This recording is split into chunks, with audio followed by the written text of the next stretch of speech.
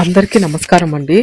నందనవమి లేదా మహానంద నవమి సందర్భంగా దీని యొక్క విశిష్టత గురించి తెలుసుకుందాము. మహానంద నవమి అనేది మాఘ భాద్రపదం మరియు మార్గశిర నెలల్లో శుక్లపక్షం చంద్రుని ప్రకాశవంతమైన పక్షకాలం నవమి రోజున అంటే 9వ రోజు నాడు జరుపుకునే పవిత్రమైన పండుగ. మహానంద నవమి రోజున ప్రధాన ఆచారం గంగా మరియు యమున వంటి పవిత్ర నదుల్లో స్నానం చేయడం ద్వారా పాప విమోచనం జరుగుతుందని, ఈ శుక్లపక్ష నవమి నాడు దుర్గాదేవిని పూజిస్తారు. మహానంద నవమిని తలనవమి అని కూడా పిలుస్తారు. మన భారతదేశంలో ఉత్తర మరియు తూర్పు రాష్ట్రాల్లో ముఖ్యంగా ఒరిస్సా మరియు పశ్చిమ బెంగాల్లో అపారమైన ఉత్సాహంగా ఎంతో విశిష్టంగా ఈ పండుగను జరుపుకుంటారు. మహానంద నవమి రోజున భక్తులు తెల్లవారుజామున లేచి సూర్యోదయం సమయంలో శాస్త్రోక్తంగా స్నానానికి సన్నాహాలు చేసి గంగా, సరస్వతి, కావేరి, తుంగభద్ర మరియు గోదావరి వంటి పవిత్ర నదుల్లో స్నానాలు చేసేందుకు వేలాది మంది భక్తులు తరలి వస్తారు. ఈ పుణ్య స్నానాన్ని చేయడం ద్వారా వ్యక్తి అన్ని పాపాలు లేదా ప్రస్తుత గత జన్మ దుష్కార్యాల నుంచి విముక్తి పొందుతారని నమ్ముతారు. ముఖ్యంగా పెళ్లైన మహిళలు ఈ రోజున కఠినమైన ఉపవాసం పాటిస్తారు. పగటిపూట ఏమీ తినకుండా రాత్రి చంద్రుని దర్శనం తర్వాత ఉపవాసం విరమిస్తారు. మహానంది నవమి నాడు దుర్గాదేవిని పూర్తి అంకిత భావంతో ఎంతో భక్తి శ్రద్ధలతో పూజిస్తారు. అమ్మవారికి నైవేద్యంగా మహానైవేద్యాన్ని సిద్ధం చేస్తారు.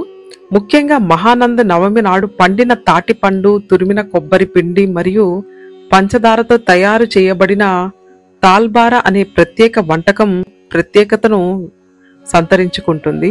దుర్గాదేవికి నైవేద్యాన్ని సమర్పించిన తరువాత ఈ భోగ్ను స్నేహితులు మరియు కుటుంబ సభ్యులు ప్రసాదంగా స్వీకరిస్తారు. మహానంద నవమి రోజున సాంప్రదాయ దుస్తులను ధరించి పురుషులైతే తెల్లటి ధోతీలు మరియు మహిళలు అయితే తెలుపు లేదా ఎరుపు చీరలను ధరిస్తారు. ఈ రోజున భక్తులు దుర్గాదేవి ఆలయాన్ని సందర్శించి మహానంద నవమి నాడు ప్రత్యేక పూజలు జరుపుకుంటారు. అమ్మవారి దివ్య ఆశీర్వాదం పొందడానికి భక్తులు అమ్మవారి శ్లోకాలను, మంత్రాలను జపిస్తారు. మహానంద నవమి ప్రధాన పూజాది దేవత దుర్గాదేవి. పురాణాల ప్రకారం దుర్గాదేవి శక్తి మరియు శక్తికి ప్రతీక. అన్ని చెడులను వ్యతిరేకంగా పోరాడే శక్తి మరియు శక్తిని పొందడం కోసం ముఖ్యంగా స్త్రీలు ఆమెను ఈ రోజున ఎంతో ప్రత్యేకంగా పూజిస్తారు. దుర్గాదేవిని పూజించడం వల్ల అన్ని దుష్ట శక్తులను జయిస్తారని నమ్ముతారు. ఆమెను దుర్గతి నాశిని అని కూడా పిలుస్తారు, అంటే అన్ని బాధలను తొలగించేది. అందుకే దుర్గాదేవిని భక్తితో పూజించే వారు తమ దుఃఖాల నుంచి విముక్తి పొందుతారని నమ్ముతారు. మన పురాణాల ప్రకారం దుర్గామాతకి చంద్రగంట, శైలపుత్రి, కాలరాత్రి, స్కాందమాత, బ్రహ్మచారిణి, సిద్ధిదాయిని, కూష్మాండ, కాత్యాయిని మరియు మహాగౌరి అని 9 అవతారాలు ఉన్నాయి. ఈ రోజున దుర్గాదేవి యొక్క అన్ని రూపాలను సమిష్టిగా పూజించడం ద్వారా దుర్గాదేవి యొక్క ఆశీర్వాదం అందరి మీద కలుగుతుందని కోరుకుందాము. ఓం శ్రీ మాత్రే నమః.